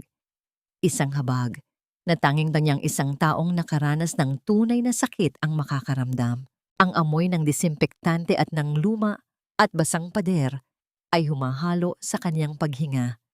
Kinuha ni Mio ang isang baso ng tubig at dahan-dahang inalalayan ang ulo ni Aurora. Ang kaniyang mga kamay na dati ay pilit na nililinis ang mga sapatos ng matanda. Ngayon ay marahang humahaplos sa kaniyang noo upang ayusin ang kaniyang nagugulong buhok. Nasaan si Elena, Aurora? Ang mahinahong tanong ni Mio habang ibinababa ang baso. Isang mapait na ngiti ang sumilay sa mga labi ni Aurora bago ito naging isang mahabang ubo. Elena, kinuha niya ang lahat, Mio. Ang huling pera ko para sa gamot. Ang huling kwintas na itinago ko sa ilalim ng aking unan. Lahat ay dinala niya. Sabi niya, wala na raw siyang pakinabang sa isang matandang malapit na sa hukay. Iniwan niya akong mag-isa sa dilim. Humawak si Aurora sa kamay ni Mio. Ang kanyang mga daliri ay tila mga tuyong sanga na kumakapit sa huling pag-asa. Ngayon ko lang na-realize, sa loob ng 15 taon, ikaw lang ang tunay na nag-alaga sa akin. Ikaw lang ang tapat, Mio. At ako, pinagtulungan ka namin ni Marco. Patawad, anak. Patawad. Nanatiling tahimik si Mio. Ang kanyang puso ay tila isang dagat na unti-unting kumakalma pagkatapos ng isang malakas na bagyo. Tumingin siya sa bintana ng ward kung saan ang mga anino ng gabi ay dahan-dahang lumalamon sa liwanag. Ang pagpapatawad ay hindi isang madaling desisyon, ngunit naramdaman ni Mio na ang pagbitaw sa puot ang kaisa-isang paraan upang siya ay tuluyang maging malaya. Huwag na nating pag-usapan ang nakaraan, ang bulong ni Mio. Ipapatransfer kita sa isang mas maayos na kwarto. Ang operasyon mo ay gagawin na bukas. Huwag kang mag-alala sa pambayad. Ang lahat ay akin ng inaayos. Ang mga luha ni Aurora ay dahan-dahang dumaloy sa kanyang mga kulubot na pisngi. Ang tunog ng kanyang hikbi ay tila isang paglilinis ng kanyang sariling kaluluwa. Na ito, ang sandali, kung saan ang biktima ay naging tagapagligtas, ay tila isang himala sa gitna ng malungkot na paligid ng ospital. Ngunit habang inaayos ni Mio ang mga dokumento para sa paglipat ni Aurora, napansin niya ang isang figurang nakatayo sa dulo ng pasilyo. Isang babaeng nakatakip ang mukha ng isang itim na bandana, ngunit ang mga mata ay hindi maikakaila. Si Elena. Ang tunog ng mabilis na paghinga ni Elena ay narinig ni Mio habang papalapit ang kabilang babae. May hawak siyang isang envelope at ang kaniyang mukha ay puno ng desperasyon at isang huling pagtatangka para sa paghihiganti. Akala mo ba ay tapos na, Mio? Ang bulyaw ni Elena na pilit na ibinababa ang boses upang hindi marinig ng mga gwardiya. Hindi ako papayag na ikaw lang ang manalo. May hawak akong alas laban sa'yo. Isang sikreto tungkol sa tunay na dahilan kung bakit namatay ang mga magulang mo 30 taon na ang nakalilipas at ang pamilya Valderrama ang may hawak ng susi. Natigilan si Mio. Ang kanyang dugo ay tila naging yelo sa kanyang mga ugat. Ang kanyang mga kamay ay nanginginig habang nakatitig kay Elena. Isang bagong unos ang tila nagbabadyang sumira sa kapayapaang kanya pa lamang natatagpuan. Ano ang sinasabi mo? Ang tanong ni Mio.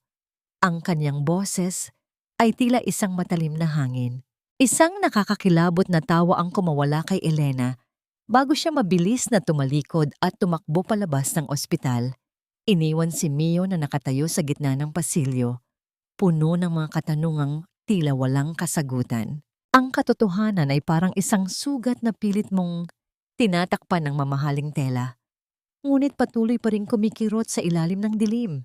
Ang tinig ni Elena sa kanyang isipan ay tila isang lason na dahan-dahang kumakalat sa bawat ugat ni Mio. Nakatayo siya sa gitna ng kanyang marangyang opisina, ngunit ang lamig na nararamdaman niya ay hindi galing sa aircon, kundi mula sa kailaliman ng kanyang mga buto. Ang bawat salitang binitawan ni Elena sa ospital ay tila isang malakas na sampal na gumising sa mga alaala ng kanyang pagkabata. Ang amoy ng usok, ang nakapapapasong init ng apoy, at ang huling sigaw ng kanyang ama habang itinatulak siya palabas ng nasusunog na mansyon ng mga kuho. 30 taon na ang nakalilipas. Dahan-dahang ibinaba ni Mio ang kanyang hawak na fountain pen. Ang tunog ng pagtama ng metal sa lamesang mahogany ay tila isang babala sa gitna ng nakabibinging katahimikan. Ang kanyang lalamunan ay tuyong-tuyo at ang bawat paglunok niya ay may kasamang hapdi. Sa loob ng 15 taon, inakala niyang ang pamilya Valderrama ay ang kanyang naging tagapagligtas mula sa pagiging ulila. Ngunit paano kung ang mga kamay na kumalinga sa kanya ay ang mga kamay rin na pumatay sa kaisa-isang pamilyang mayroon siya? Kenji, ang tawag ni Mio. Ang kaniyang boses ay nanginginig ngunit puno ng determinasyon. I want all the old files from 30 years ago. Ang lahat ng investigasyon tungkol sa Kujou Fire sa Japan at ang ugnayan ni Doña Aurora at ng kaniyang yumaong asawa sa ating pamilya noong panahong iyon. I need the truth, Kenji. Hindi ako pwedeng tumigil dito. Madam, delikado po ang inyong hinahanap. Ang babala ni Kenji habang dahan-dahang inilalapag ang isang makapal na folder sa harap ni Mio. May mga ebidensya kaming nahanap na ang pondo na ginamit ni Ginoong Valderrama upang simulan ang kanilang kumpanya ay galing sa isang insurance payout na hindi maipaliwanag. Isang payout na pinalabas na galing sa inyong ama. Nanigas si Mio sa kinalalagyan niya. Ang kanyang mga daliri ay dahan-dahang bumubukas sa folder. At ang unang nakita niya ay isang larawan ng kaniyang ama na may kasamang isang lalaki. Ang tatay ni Marco. Ang kanilang mga ngiti sa larawan ay tila isang mapait na biro. Ang tunog ng mabilis na pagtibok ng kaniyang puso ay tila isang tambol na naghahanda para sa isang digmaan. Hapon na nang bumalik si Mio sa ospital upang harapin si Doña Aurora.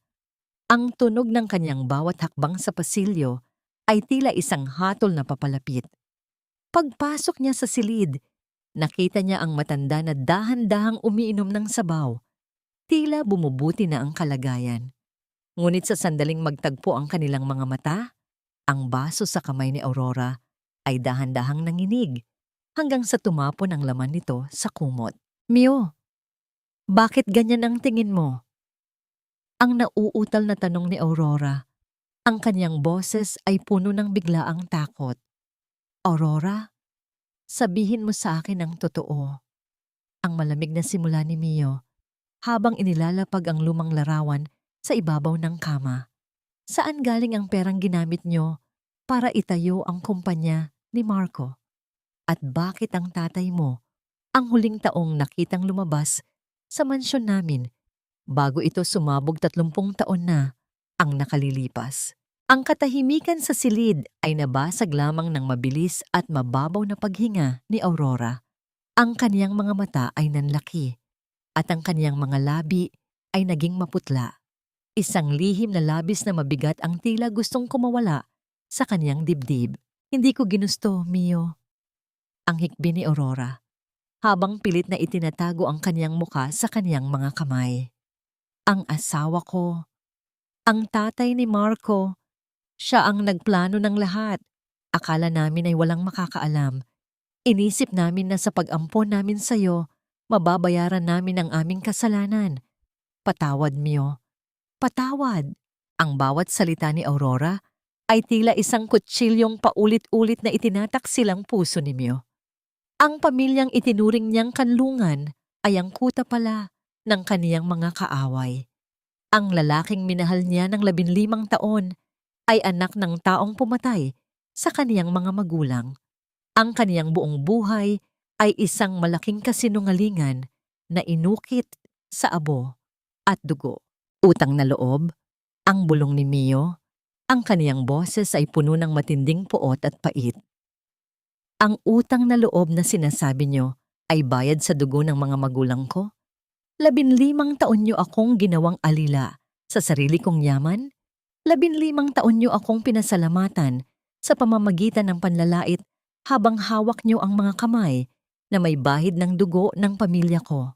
Ang namagitan sa kanila, isang sandali kung saan hinawakan ni Mio ang kaniyang lumang kwintas na galing sa kaniyang ina. Naramdaman ang bigat nito at napagtanto na ang kaniyang pagtitiis ay hindi lamang para sa sarili, kundi para sa katarungan ng kaniyang mga ninuno. Biglang bumukas ang pinto ng silid at pumasok si Elena. Hindi na nakatago ang muka. May hawak siyang isang digital recorder at isang mapanuyang ngiti. Narinig ko ang lahat, Mio, ang pag-amin ni Aurora, ang sabi ni Elena habang iwinawagayway ang recorder. Akala mo ba ay ikaw lang ang pwedeng manira ng buhay? Ipapasa ko ito sa media ngayon din.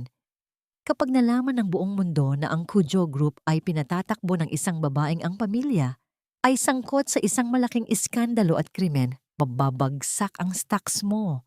Unless, bigyan mo ako ng 50 milyong piso at ibalik mo sa akin ang lahat ng kinuha mo. Tinitigan ni Mio si Elena. Pagkatapos ay muling tumingin kay Aurora na ngayon ay tuluyan ng gumuho sa kama. Ang tunog ng malakas na pagtawa ni Elena ay umalingaw-ngaw sa silid. Tila isang demonyong nagdiriwang. Ngunit sa halip na matakot, dahan-dahang tumayo si Mio ng matuwid. Ang kanyang mga mata ay naglalabas ng isang kakaibang liwanag. Isang liwanag ng isang reynang handang sunugin ang lahat upang mahanap ang tunay na katarungan. Ipadala mo, Elena. Ang hamon ni Mio, ang kanyang boses ay kasing lamig ng yelo. Ipadala mo ang recording na yan. Dahil sa oras na lumabas ang katotohanan iyan, hindi lang ako ang babagsak. Isasama ko ang pamilya Valderrama sa kailaliman ng impyerno at sisiguraduhin kong wala nang matitira sa inyo kahit ang inyong mga pangalan. Habang mabilis na lumalakad si Mio palabas ng ospital, isang tawag ang kanyang natanggap mula sa kulungan. Sa kabilang linya, ibinalita ang isang pangyayaring nagdulot ng matinding kaguluhan sa loob ng selda ni Marco matapos niyang harapin ang isang mabigat na katotohanan tungkol sa kanyang pamilya. Biglang huminto si Mio sa paglalakad. Parang bumigat ang hangin sa paligid niya habang unti-unting sumisiksik sa kanyang isipan ang bigat ng mga pangyayari. Sa sandaling iyon, para bang ang lahat ng dati niyang sigurado ay muling pinag-aalinlangan. Patuloy siyang hinaharap ng isang mabigat na pagpipilian kung itutuloy ba niya ang landas ng paghihiganti o pipiliin niyang tapusin na ang siklong patuloy na nagpapahirap sa lahat ng sangkot. At sa gitna ng katahimikan, kailangan niyang harapin hindi lamang ang mga nangyari, kundi pati ang uri ng tao na nais niyang maging pagkatapos ng lahat ng ito. Bakit mo pa ako iniligtas, Mio? I don't deserve to live after everything my family did to you. Mas mabuti pang natuluyan na ako sa loob ng selda kaysa makita ang puot sa iyong mga mata. Ang boses ni Marco ay tila isang mahinang bulong na nanggagaling sa kailaliman ng isang madilim na kuweba. Nakahiga siya sa kama ng hospital ward para sa mga bilanggo. Ang kanyang mga pulso ay balot ng makapal na benda na may bahid pa ng tuyong dugo. Ang kanyang mukha, na dati ay sagisag ng kayabangan, ay tila isang tuyong lupa na bitak-bitak sa ilalim ng sikat ng araw. Ang bawat paghinga niya ay sinasabayan ng tunog ng oxygen monitor na tila isang mabagal na orasan na nagbibilang ng kanyang huling sandali. Sa gilid ng kama, nakatayo si Mio. Hawak niya sa kanyang kaliwang kamay ang isang puting rosas, ang kaisa-isang bulaklak na itinanim niya sa kanyang bagong garden bilang simbolo ng kanyang bagong simula. Ang kaputian ng bulaklak ay isang masakit na kabalintunaan sa maruming paligid ng silid at sa madilim na katotohanang kasama niya sa loob. Sa loob ng 15 taon, inalay niya ang kanyang buhay upang protektahan ang lalaking ito, hindi alam na ang bawat yakap nito ay may amoy ng usok mula sa nasunog na pangarap ng kaniyang mga magulang. Naramdaman ni Mio ang biglang paninikip ng kaniyang lalamunan, tila may isang mabigat na bato na nakabara sa kanyang dibdib. Ang kanyang mga daliri ay humigpit sa tangkay ng rosas hanggang sa bumaon ang mga tinik nito sa kanyang palad. Ngunit hindi niya naramdaman ang hapdi. Ang sakit sa kanyang puso ay mas matindi pa sa anumang sugat sa balat. Ang bawat tibok ng kanyang puso ay tila isang tanong na walang kasagutan. Paano niya nagawang mahalin ang anak ng taong pumatay sa kanyang ama at ina? Hindi kita iniligtas dahil mahal pa kita, Marco. Ang boses ni Mio ay malamig, walang emosyon, at tila nanggagaling sa isang napakalayong lugar. Iniligtas kita dahil masyadong madali ang kamatayan para sa isang taong tulad mo. Ang tunay na parusa ay hindi ang pagtigil ng pintig ng puso, kundi ang mabuhay araw-araw na dala ang bigat ng katotohanan. Gusto kong mabuhay ka para makita mo kung paano ko bubuuin ang mundong sinira niyo. Dahan-dahang lumapit si Mio. Ang tunog ng kanyang mga hakbang sa semento ay tila isang hatol na papalapit. Tiningnan niya ng diretso ang mga mata ni Marco. Ang mga matang dati ay kaniyang tinitingnan ng may paghanga. Ngunit ngayon ay puno na lamang ng pandidiri. Alam ko na ang lahat, Marco. Alam ko na ang tungkol sa apoy. Alam ko na ang tungkol sa insurance money na naging pundasyon ng inyong kumpanya. Patuloy ni Mio. Ang 15 taon ng ating pagsasama ay hindi isang kasal. Ito ay isang mahabang krimen kung saan ako ang biktima at ikaw ang nakinabang sa bawat patak ng aking luha. Isang hikbi ang kumawala kay Marco. Ang kanyang katawan ay nanginig sa ilalim ng manipis na kumot. I didn't know, Mio. Hindi ko alam ang ginawa ni Papa hanggang sa huli. Please, maniwala ka sa akin. Knowledge is not the issue, Marco. It's the blood that runs through your veins.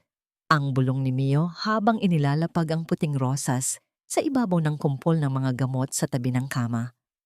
Ang bawat luho na ibinigay mo sa akin, ang bawat diamanteng isinuot mo sa aking leeg, ay galing sa abo ng aking pamilya. It was never a gift. It was a bribe for my silence, even if I didn't know it. Habang nag-uusap sila, pumasok si Kenji sa silid. Bit-bit ang isang tablet. Madam, ang mga pulis ay kasalukuyan nang hinahanap si Elena. Nakakuha kami ng ebidensya na siya ang kumuha ng natitirang pondo ni Doña Aurora sa ilegal na paraan. Ang recording na banta niya ay wala ng silbi. Isinuko na ni Doña Aurora ang kaniyang sarili at nagbigay ng buong salaysay tungkol sa nangyari 30 taon na ang nakalilipas, ang namagitan kay Mio at sa kaniyang nakaraan. Sa gitna ng baho ng ospital at ng amoy ng gamot, tila naramdaman niya ang isang banayad na haplos sa kaniyang balikat. Isang haplos na tila galing sa kaniyang ina, nagpapahiwatig na tapos na ang laban. Ang bigat na kaniyang dinala sa loob ng 3 dekada ay tila dahan-dahang sumasama sa usok ng kaniyang mga alaala. Humarap si Mio kay Marco sa huling pagkakataon. Pinalalaya na kita, Marco. Pinalalaya kita sa aking galit, hindi dahil karapat-dapat ka sa kapatawaran, kundi dahil karapat-dapat ako sa kapayapaan. Ang kumpanya ay akin na. Ang mansyon ay ibinenta ko na sa isang foundation para sa mga ulila. At ikaw, maiiwan ka rito kasama ang iyong konsensya. Tumalikod si Mio at naglakad palabas ng silid. Ang bawat hakbang niya ay mas magaan, mas matatag. Ang tunog ng pagbukas at pagsasara ng pinto ay tila isang pinal na tuldok sa isang madilim na kabanata ng kaniyang buhay. Sa labas ng ospital, sinalubong siya ng liwanag ng papalubog na araw, nagbibigay ng kulay ginto sa kaniyang paligid. Ngunit sa kaniyang paglalakad, patungo sa kaniyang sasakyan, isang huling katanungan ang umalingaw-ngaw sa kaniyang isipan. Ang pagpapatawad ba ay ang dulo ng paghihiganti? O ang tunay na simula ng kaniyang muling pagsilang? Ang amoy ng sariwang lupa pagkatapos ng ulan ay tila isang pangako na ang lahat ng dumi ng kahapon ay maaari pang linisin ng panahon. Ang bulong na ito ni Mio ay sumabay sa banayad na ihip ng hangin sa itaas ng burol, kung saan nakatayo ang kaisa-isang mansyong naging saksi sa kaniyang pagtitiis. Ngunit ngayon, ang malaking gate na dati ay tila mga rehas ng kaniyang bilangguan ay bukas na para sa lahat. Wala na ang pangalan ng pamilya, Valderrama sa harap. Pinalitan na ito ng isang makintab na plaka na may nakasulat, Bahay Cujo, isang kanlungan para sa mga ulila. Dahan-dahang lumakad si Mio sa gitna ng hardin. Ang tunog ng mga bata na nagtatakbuhan at nagtatawanan sa damuhan ay tila isang orkestra ng kagalakan na bumubura sa bawat masasakit na alaala ng kaniyang nakaraan. Sa loob ng 15 taon, ang bahay na ito ay puno ng panlalait at lihim na pagluha. Ngayon, puno na ito ng pag-asa. Sa kabilang panig ng lungsod, sa loob ng isang madilim at masikip na selda, si Marco ay nakaupo sa sahig, nakatingin sa maliit na bintana kung saan aninag ang isang piraso ng langit. Hawak niya ang huling sulat ni Mio, isang sulat na hindi naglalaman ng galit, kundi ng pinal na pamamaalam. Natutunan na niya ang tunay na kahulugan ng hiya. Ang bawat segundong lumilipas ay isang parusa ng kaniyang konsensya, habang naaalala ang bawat pagkakataong itinaboy niya ang kaisa-isang taong tunay na nagmahal sa kanya. Si Elena naman ay nahuli na sa huling border ng bansa. Bitbit ang mga peking alahas at ang bigat ng kaniyang sariling kasakiman, naghihintay ng kaniyang sariling hatol sa likod ng mga rehas. Samantala, si Doña Aurora ay nananatili sa isang tahimik na hospice sa ilalim ng pangangalaga ng foundation ni Mio. Ang kaniyang mga huling araw ay payapa, ngunit ang kaniyang mga mata ay laging nakatingin sa pinto, umaasang may darating na anak na kailanman ay hindi na makakabisita.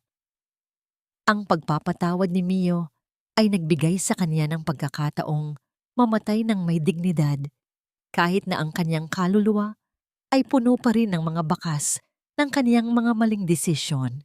Huminto si Mio sa harap ng isang malaking puno ng sakura na kaniyang ipinadala pa mula sa Japan upang itanim sa gitna ng bakuran. Ang mga talulot nito ay dahan-dahang bumabagsak, tila mga rosas na ulan sa kaniyang balat.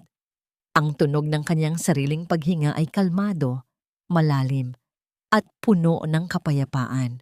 Madam, ang tawag ni Kenji habang lumalapit, bitbit ang isang tsa. Handa na po ang lahat para sa ating pagbabalik sa Japan bukas. Ang Cujo International ay nasa rurok na ng tagumpay. Isang matamis at dalisay na ngiti ang sumilay sa mga labi ni Mio. Isang ngiting hindi na pilit. Isang ngiting hindi na nagtatago ng anumang sakit. Salamat, Kenji. Ngunit bago tayo umalis, gusto ko lang panoorin ang huling paglubog ng araw dito. Dito ako nadurog at dito rin ako muling nabuo. Na ito ay hindi ang kanyang yaman, hindi ang kanyang kapangyarihan bilang chairman, kundi ang kanyang kakayahang tumingin sa salamin at makita ang isang babaeng buo, malakas, at marunong magmahal nang walang hinihintay na kapalit.